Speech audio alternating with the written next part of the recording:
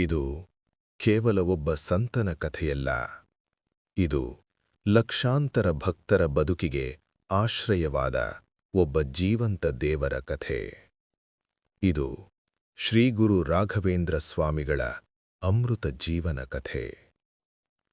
ಬಹಳ ಹಿಂದಿನ ಕಾಲದಲ್ಲಿ, ಕ್ರಿಸ್ತಶಕ 1595ರಲ್ಲಿ ತಮಿಳುನಾಡಿನ ಭುವನಗಿರಿ ಎಂಬ ಪುಣ್ಯಕ್ಷೇತ್ರದಲ್ಲಿ ಒಂದು ದಿವ್ಯ ಆತ್ಮ ಭೂಮಿಗೆ ಅವತರಿಸಿತು.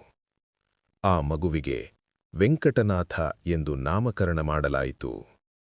ಬಾಲ್ಯದಿಂದಲೇ ಅವನ ಕಣ್ಣುಗಳಲ್ಲಿ ಅದ್ಭುತವಾದ ಶಾಂತಿ, ಮಾತಿನಲ್ಲಿ ಅಪಾರ ಜ್ಞಾನ, ಮನಸ್ಸಿನಲ್ಲಿ ಭಗವಂತನ ಮೇಲಿನ ಅಚಲ ಭಕ್ತಿ. ವೇದಗಳು, ಉಪನಿಷತ್ತುಗಳು, ತತ್ವಶಾಸ್ತ್ರ ಎಲ್ಲವನ್ನೂ ಅವನು ಬಾಲ್ಯದಲ್ಲೇ ಅರಿತನು. ಜನರು ಹೇಳುತ್ತಿದ್ದರು, ಇವನು ಸಾಮಾನ್ಯ ಬಾಲಕನಲ್ಲ, ಇವನು ದೇವರ ಅನುಗ್ರಹದಿಂದ ಬಂದವನು. ಆದರೆ ಜೀವನವು ಪರೀಕ್ಷೆ ಮಾಡಿತು. ತಂದೆಯ ಅಗಲಿಕೆಯ ನಂತರ ಕುಟುಂಬದ ಹೊಣೆ ವೆಂಕಟನಾಥನ ಮೇಲೆ ಬಂತು. ಅವನು ಸರಸ್ವತಿ ಎಂಬ ಸಾಧ್ವಿಯೊಂದಿಗೆ ವಿವಾಹವಾದ. ಸಂಸಾರದ ಹೊಣೆ ಹೊತ್ತ. ಆದರೂ ಅವನ ಹೃದಯದೊಳಗೆ ಒಂದು ಮೌನವಾದ ಕರೆಯಿತ್ತು. ಸನ್ಯಾಸದ ಕರೆ, ದೇವ ಸೇವೆಯ ಕರೆ. ಅವನ ಗುರುಗಳಾದ ಶ್ರೀ ಸುಧೀಂದ್ರ ತೀರ್ಥರು ಈ ಮಹಾತ್ಮನ ಶಕ್ತಿ ಅರಿತು ಒಂದು ದಿನ ಹೇಳಿದರು, ವೆಂಕಟನಾಥ, ನಿನ್ನ ಜೀವನ ಸಂಸಾರಕ್ಕಲ್ಲ, ಸಮಸ್ತ ಲೋಕದ ಕಲ್ಯಾಣಕ್ಕೆ. ಗುರುವಾಜ್ಞೆ ಶಿಷ್ಯನಿಗೆ ದೇವಾಜ್ಞೆ. ಅವನು ಸನ್ಯಾಸ ಸ್ವೀಕರಿಸಿದ. ಅಂದಿನಿಂದ ವೆಂಕಟನಾಥನಿಲ್ಲ, ಈ ಲೋಕಕ್ಕೆ ಒಬ್ಬ ಹೊಸ ಮಹಾಗುರು ಜನಿಸಿದ, ಶ್ರೀ ರಾಘವೇಂದ್ರ ತೀರ್ಥರು. ಗುರು ರಾಘವೇಂದ್ರರು ನಾಡು ನಾಡು ಸಂಚರಿಸಿದರು.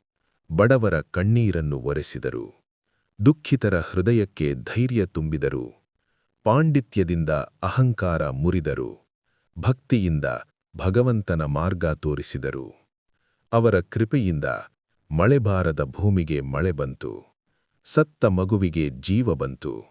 ಅನೇಕ ಜೀವನಗಳಿಗೆ ಆಶೆ ಬಂತು. ಜನರು ಹೇಳಿದರು, ಇವರು ನಡೆಯುವ ಕಲ್ಪವೃಕ್ಷ. ತುಂಗಭದ್ರಾ ನದಿಯ ತೀರದಲ್ಲಿ, ಮಂತ್ರಾಲಯ ಎಂಬ ಪುಣ್ಯ ಸ್ಥಳದಲ್ಲಿ, ಕ್ರಿಸ್ತಶಕ 1671ರಲ್ಲಿ ಗುರು ರಾಘವೇಂದ್ರರು ಒಂದು ಅದ್ಭುತ ನಿರ್ಧಾರ ಮಾಡಿದರು. ಅವರು ಜೀವಂತವಾಗಿಯೇ ಬೃಂದಾವನ ಪ್ರವೇಶ ಮಾಡಿದರು. ಪ್ರವೇಶಿಸುವ ಮೊದಲು ಭಕ್ತರಿಗೆ ಭರವಸೆ ನೀಡಿದರು, ನಾನು ದೇಹದಿಂದ ದೂರವಾದರೂ ಭಕ್ತರನ್ನು ಬಿಟ್ಟು ಹೋಗುವುದಿಲ್ಲ. ಇಂದಿಗೂ ಆ ಬೃಂದಾವನದಿಂದ ಅಪಾರ ಶಕ್ತಿ ಹರಿಯುತ್ತಿದೆ.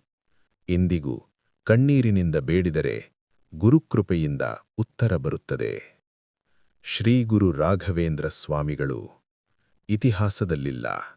ಅವರು ನಂಬಿಕೆಯೊಳಗೆ, ಭಕ್ತಿಯೊಳಗೆ, ನಮ್ಮ ಬದುಕಿನೊಳಗೆ ಜೀವಂತ. ಶ್ರೀ ರಾಘವೇಂದ್ರ ಗುರು ಸಾರ್ವಭೌಮ. ಗುರುವರೇ, ನಮ್ಮನ್ನು ಕೈಬಿಡದಿರಿ.